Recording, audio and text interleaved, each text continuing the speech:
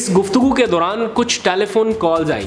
उन telephonic calls से मुझे ऐसा लगा कि कोई फ़ैसला तब्दील किया जा रहा है, कोई लिखा हुआ फ़ैसला शायद बदल दिया जाए आखिरी लम्हात में। सारे यही बता रहे हैं कि जनाब अगर दोबारा दूसरा राउंड भी हुआ तो हमज़ा शहबाज ही वज़ीर आला होगा। लेकिन इसमें आता है सबसे बड़ा ट्विस्ट और वो ये है, बिस्मिल्लाहिर्रहमानिर्रहीम, अस्सलाम वालेकुम। मैं हूं अब्दुल कादिर और आप देख रहे हैं आपका अपना फेसबुक और यूट्यूब चैनल। आज तारीख है 18 मई और दिन है बुध का। जब तक आप ये व्लॉग देख रहे होंगे तो शायद तारीख भी बदल जाए, दिन भी बदल जाए, क्योंकि काफ़ी देर हो गई ये व्लॉग अपलोड करते करते। उसकी रीज़न ये है कि मुल्क की सियासी और मुआशी सूरत हाल के हवाले से कुछ लेटेस्ट और बड़ी डेवलपमेंट्स हैं। मैं अब से कुछ देर पहले एक ऐसी मीटिंग से उठ के आ रहा हूँ जिसमें ये सारे मामलात को बड़ा करीब से डिस्कस किया जा रहा है। ऐसी मीटिंग जिसमें फ़ैसला साज बैठे हुए हैं। फ़ैसला साज उस तरह से नहीं, मतलब असरअंदाज होने वाले लोग बैठे हुए हैं। तो उनकी डिस्कशन से कुछ बड़ी खबरें मिली, वो मैं कुछ ही देर में आपके सामने रखूँगा। लेकिन उससे पहले एक लेटेस्ट डेवलपमेंट हुई है अब से कुछ देर पहले, उसके ऊपर बात करनी है। मौजूदा हुकूमत के हवाले से, मतलब उनके लिए ख़तरे की घंटी है कि चीफ़ जस्टिस ऑफ पाकिस्तान ने इस साल का दूसरा अज़ खुद नोटिस लिया है। और वो नोटिस भी इस तनाजुर में लिया कि क्रिमिनल जस्टिस सिस्टम में मुमकिना रद्दोबदल या उसके ऊपर असरअंदाज होने की कोशिश हो रही है, या फिर इदारों का रिकॉर्ड टेम्पर या उसमें उसको किसी तरह से मैनिपुलेट करने की एक अटैम्प्ट हो रही है। और इसका नोटिस लिया है चीफ जस्टिस ने अपने साथी जज की निशानदेही पर। इस बारे में बहुत दिनों से बात हो रही है, जब से शहबाज शरीफ की हुकूमत कायम हुई है तब से लेके अब तक हर कोई अपने मन में ये तो सोच रहा है कि ये कैसे मुमकिन है कि एक शख्स जिसके ऊपर इसी क्रिमिनल जस्टिस सिस्टम के तहत मुकदमा दर्ज किए गए हों और वही शख्स जिसको किसी भी वक्त फ़र्द जुर्म जैसी सूरत हाल का सामना करना पड़ सकता है, जिसकी ज़मानत किसी भी वक्त मनसूख हो सकती है, जिसको किसी भी वक्त जेल की सलाखों के पीछे जाना पड़ सकता है, कैसे वो अपने ओहदे का इस्तेमाल नहीं करेगा। जिस दिन ये हुकूमत कायम हुई, नैब हेडक्वार्टर से रिकॉर्ड गायब करने की कोशिश की इतलात सामने आई। उस शख्स को इनाम दिया गया जिसने वो कोशिश को नाकाम बनाया। तो ये कैसे पॉसिबल है कि जिस शख्स पर इतने इल्ज़ामात हों वो अपने मातहत इदारों के ऊपर दबाव ना डाले। बंद कमरों में होने वाली मुलाकातों में भी यही चीज़ डिस्कस होती थी, जब जब हुकूमत के ऊपर दबाव रहा कि किसी तरह से कबल अज़ वक्त इंतखाबात की तरफ जाया जाए। तो जो रीज़न है कबल अज़ वक्त इंतखाबात की तरफ ना बढ़ने की वो यही है कि अभी तो मौका मिला अपने तमाम मुकदमात को ख़त्म कराने का या उनके ऊपर असरअंदाज होने का। तो ये जो FIA में जो कुछ हो रहा है, FIA की टीमें अदालत में जाकर जो बयानात दे रही हैं, जिस तरीके से केसेस को परसू करने में रुकावट डाली जा रही है, जिस तरह से अपने मनपसंद अफसरान के तबादले किए जा रहे हैं, ये सारा कुछ अवाम देख रही है, सोच रही है। और बड़ा अच्छा है कि चीफ जस्टिस ने आज खुद नोटिस लिया, बेशक अपने साथी जज के निशानदेही पर ही लिया, लेकिन एटलीस्ट नोटिस तो लिया। और इससे भी अच्छी बात ये कि इसकी समाअत भी फौरी मुकर्रर कर दी। कल दिन 1 बजे इसकी समाअत होने जा रही है। इस बारे में जो भी अपडेट होगी वो आपके साथ शेयर करता रहूँगा। लेकिन बढ़ते हैं कुछ और मुल्की मामलात के हवाले से बड़ी खबरों के ऊपर। इनलैंड और ओवरसीज़ पाकिस्तानी मुल्क की मौजूदा सियासी और मुआशी सूरत हाल को लेकर बहुत ज़्यादा परेशान हैं या बेचैन हैं। आप लोगों का फीडबैक, आप लोगों के मैसेजेस कंटिन्यूसली मुझे मिलते रहते हैं। अब से कुछ देर पहले मैं एक बहुत ही अहम और हसास किस्म की एक मीटिंग में मौजूद था, जिसमें आइनी और कानूनी माहिरीन मौजूद थे। तकरीबन 3 घंटे तक ये मुलाकात हमारी जारी रही। और इस मीटिंग में जो गुफ्तगू का महवर और मरकज़ था वो पंजाब की ताज़ा तरीन सियासी सूरत हाल और उससे जुड़ा सुप्रीम कोर्ट का फ़ैसला था। इस गुफ्तगू के दौरान कुछ टेलीफोन कॉल्स आई। उन टेलीफोनिक कॉल्स से मुझे ऐसा लगा कि आखिरी बॉल तक जाने की तैयारी तो हो रही है। वो जो लोग कहते हैं कि शायद ओवर ख़त्म हो गए, मैच फिनिश हो गया, मुझे तो लग रहा है कि शायद अभी आखिरी ओवर पड़ा है। इमरान खान पंजाब में वापसी के लिए किन 3 ऑप्शंस के ऊपर गौर कर रहे हैं, उन टेलीफोनिक कॉल्स की बुनियाद पर मैं आपको कुछ डिटेल्स बताऊंगा ऑफ द रिकॉर्ड, जो बता सका उस हद तक। 2-3 ऑप्शंस हैं, एक एक करके उनके ऊपर डिस्कशन करेंगे कि किस तरह से अभी भी वापसी का रास्ता खुला है। लेकिन इस दौरान ख़दशा ये है कि कोई फ़ैसला तब्दील किया जा रहा है, कोई लिखा हुआ फ़ैसला शायद बदल दिया जाए आखिरी लम्हात में। वो किस तरह से होगा उस पर भी बात करेंगे। लेकिन ख़ास तौर पर जो मुआशी सूरत हाल है उसने सबको परेशान करके रखा है। ये जो तहरीके अदम एतमाद का एक सीज़न शुरू हुआ मरकज़ में, फिर सूबों में, आज बलूचिस्तान में भी हो गया, इसने पाकिस्तान को मुआशी तौर पर एक तरह से हिला कर रख दिया है। आज डॉलर 200 से ऊपर जा चुका है और 205 रुपये में भी नहीं मिल रहा। ओपन मार्केट में 205 रुपये में भी डॉलर नहीं मिल रहा है। ये सूरत हाल है। और इसके साथ साथ एक और बहुत ही घटिया और भोंडी कोशिश की जा रही है जिसके ऊपर ऑपोजिशन जमात यानी पीटीआई को और ख़ास तौर पर इमरान खान को बहुत ज़्यादा तशवीश है, और वो है जो मुआशी तरक्की के अदादोशुमार उसमें मुमकिन तौर पर हेर फेर की जा रही है। यानी इमरान खान मुआशी तरक्की की रफ्तार को जहाँ पर छोड़ कर गए थे वो तकरीबन लगभग 6% तक की बनती है। 6% ऑफ जीडीपी इस वक्त मुआशी तरक्की की ग्रोथ हो सकती है, लेकिन उसको छुपाने की, दबाने की पूरी कोशिश हो रही है। और यही वजह है कि इस मुल्क के चीफ इकोनॉमिस्ट के ऊपर एक गैर ज़रूरी और गैर मामूली दबाव डाला जा रहा है कि वो जो अदादोशुमार है वो तकरीबन 4% तक की ग्रोथ के ऊपर रख कर ही शो करें और आवाम को एक नए नैरेटिव के ऊपर ले जाने की कोशिश हो रही है। क्योंकि इस वक्त ये फैसला हो गया है कि मरकज़ की हुकूमत फ़िलहाल चलाई जाएगी, कब तक चलेगी कह नहीं सकते, लेकिन फ़ैसला ये हुआ है कि इस वक्त अगर इंतखाबात में गए तो फिर तो हार पक्की है, यकीनी है। इसलिए जब तक इमरान खान का ये अवामी मोमेंटम बरकरार है तब तक इंतखाबात में ना जाया जाए। और यही वजह है कि अवाम को एक नए नैरेटिव के पीछे लगाया जा रहा है कि जनाब इमरान खान मईशत की तबाही फेर के गया है। हालांकि ख़ुद से अभी कुछ हो नहीं पा रहा, ना डॉलर कंट्रोल हो रहा है, ना मईशत कंट्रोल हो रही है, ना इमरान खान कंट्रोल में है।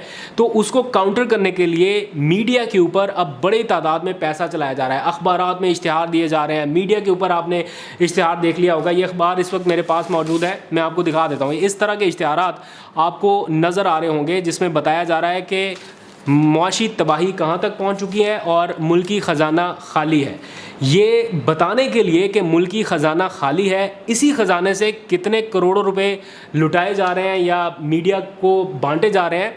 मैं इस मीडिया इंडस्ट्री का हिस्सा हूँ और मुझे बहुत अच्छे से अंदाज़ा है कि पर सेकंड, पर 15 सेकंड और पर 30 सेकंड एडवर्टाइजमेंट का क्या रेट है। और 1 मिनट का अगर आप इश्तिहार चलाते हैं तो उसके बदले कौमी ख़जाने से कितने पैसे निकालने पड़ते हैं। और इस वक्त आपको जो हुकूमत के हामी टीवी चैनल्स हैं उनके ऊपर इस तरह की एडवर्टाइजमेंट नज़र आएगी जहां पर कौमी तरक्की की जो शरह है वो मतवक्के तौर पर 4% दिखाई जा रही है। इसके ऊपर मैं बाद में करूँगा, लेकिन अभी थोड़ी सी पंजाब की सियासी सूरत हाल के ऊपर मैंने डिटेल में आपसे डिस्कशन करनी है, क्योंकि आप में से बहुत सारे लोग ये जानना चाहते हैं कि सुप्रीम कोर्ट के फैसले के बाद, जिसको अब तकरीबन 24 घंटे गुजर चुके हैं, उसी दिन जिस दिन सुप्रीम कोर्ट का फैसला आया उसी दिन इलेक्शन कमीशन का भी फैसला आना था अरकान जो मुनहरिफ हुए हैं उनको डी-सीट करने के हवाले से, लेकिन वो फैसला रोक दिया गया। फिर कहा गया अगले दिन यानी आज फैसला आएगा, आज भी वो फैसला रोक दिया गया। इलेक्शन कमीशन कन्फ्यूजन का शिकार है या उसके ऊपर भी कोई दबाव है वो भी मैं आपको बताऊंगा, लेकिन कुछ अहवाल उस ऑफ द रिकॉर्ड मीटिंग का जिसमें 2-3 ऑप्शंस डिस्कस हुए। सुप्रीम कोर्ट के फैसले के बाद इस वक्त पंजाब में 3 ऑप्शन है। पहला ऑप्शन है गवर्नर राज का, जो कि एक गैर मकबूल फैसला हो सकता है, लेकिन still this is an option जिसे अडॉप्ट किया जा सकता है किसी भी वक्त। और जो इस वक्त कायम मुकाम गवर्नर हैं, जो नोटिफाइड गवर्नर हैं, वो हैं स्पीकर पंजाब असम्बली यानी परवेज़ इलाही। परवेज़ इलाही अगर अपने गवर्नर के इख्तियारात इस्तेमाल करते हैं तो वो सदर मुमलिकत डॉक्टर आरिफ अलवी को ये तजवीज़ कर सकते हैं कि इस सूबे में हुकूमत नाम की कोई चीज़ नहीं है, इसलिए गवर्नर राज लगा दिया जाए। तो प्रेसिडेंट गवर्नर की एडवाइस पर गवर्नर राज लगा सकते हैं। आइन में ये वाज़े तौर पर लिखा हुआ है कि अगर ये जो मैं गुफ्तगू कर रहा हूँ ये आइनी और कानूनी माहिरीन से सुनकर, उनसे जानकर मैं आपको बता रहा हूँ, इसलिए अपनी तरफ से कोई गलत गाइड नहीं करूँगा।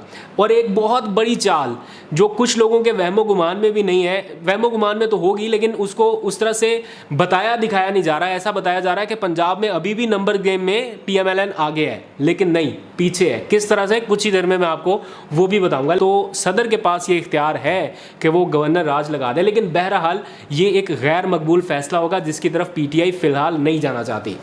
दूसरा ऑप्शन है असम्बली की तहलील का। गवर्नर के पास ये ऑप्शन भी मौजूद है कि वो इस सारी सूरत हाल के पेश नज़र असम्बली को तहलील कर सकते हैं। उसके ऑप्शन के ऊपर ज़्यादा फोकस किया जा रहा है इस वक्त। जो at best to my knowledge मैं आपको बता रहा हूँ कि इस ऑप्शन के ऊपर ज़्यादा संजीदगी से बातचीत की जा रही है। फैसला नहीं हुआ लेकिन इसके ऊपर ज़्यादा लोगों का कंसेंसस दिखाई दे रहा है कि ये कर दें, क्योंकि अगर पंजाब असम्बली तहलील होती है तो फिर KP असम्बली तहलील करके एक नए इंतखाबात की राह की जानिब बढ़ा जा सकता है। तीसरा ऑप्शन भी जान लीजिए, वो है एतमाद का वोट, यानी स्पीकर एतमाद का वोट लेने का कहेगा जो भी इस वक्त का वज़ीर आला है, यानी हमज़ा शहबाज। अब एतमाद का वोट लेने के लिए उन्हें अपनी मेजॉरिटी शो करनी पड़ेगी। अगर इलेक्शन कमीशन उन 26 अरकान को डी सीट कर देता है जिसकी वजह से हमज़ा शहबाज वज़ीर आला बने, तो जब एतमाद का वोट लेना पड़ेगा तो उनके पास वो मतलूबा तादाद मौजूद नहीं होगी। ये पहला राउंड होगा। दूसरे राउंड में ये तय होगा कि जिसके पास दोनों जमातों में से, यानी पीटीआई और पीएमएलएन में से जिसके पास ज़्यादा लोग होंगे, ज़्यादा अक्सरियत होगी, उसका वज़ीर आला बन जाएगा। ये ऑप्शन है। लेकिन इसमें जो इस वक्त की कैलकुलेशन है उसके मुताबिक पीएमएलएन के 2 वोट ज़्यादा हैं इस वक्त की कैलकुलेशन के मुताबिक, और सारे यही बता रहे हैं कि जनाब अगर दोबारा दूसरा राउंड भी हुआ तो हमज़ा शहबाज ही वज़ीर आला होगा। लेकिन इसमें आता है सबसे बड़ा ट्विस्ट, और वो ये है कि इमरान खान ने उस वक्त चली थी एक बड़ी चाल, और उसका इंतज़ार किया जा रहा था कि इस चाल के नतीजे में हमें उस वक्त बेनिफिट होगा जब इलेक्शन कमीशन सबको डी सीट कर देगा, और वो 5 से 6 हैं या 5 हैं एग्जैक्टली मुझे पता नहीं, लेकिन 5 या 6 हैं मखसूस नशिस्तों पर मुंतखब होने वाले अरकान असम्बली, पंजाब असम्बली के रुकन, जिनको बग़ैर इलेक्शन लड़े मखसूस नशिस्तों पर, उनमें से कुछ ख़वातीन हैं, कुछ अक़लियती रुकन हैं, उनको मेंबर पंजाब असम्बली बनाया गया था इमरान खान की तरफ से। वो एक सेट फार्मूले के मुताबिक होता है। तो वो 5 अरकान जब डी सीट हो जाएंगे तो उनकी जगह पर इमरान खान की पार्टी के पास ये इख्तियार होगा कि वो 5 नए मेंबरान का फौरी तकर्रुर कर सकते हैं।